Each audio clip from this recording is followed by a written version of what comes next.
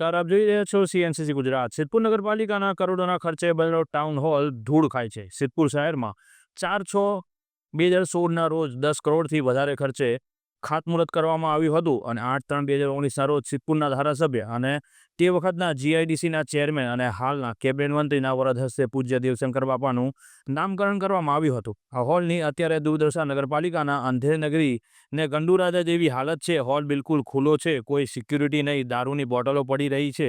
અહીં રોજ મહેફિલ રાત્રે ચાલી રહી છે. લાઇટનો અભાવ છે. આજુબાજુ ઝાડી ઝાંખરા ઊભી નીકળી ગયા છે. કરોડોના ખર્ચે લાવેલા સાઉન્ડ સિસ્ટમ ખુલ્લા પડ્યા છે.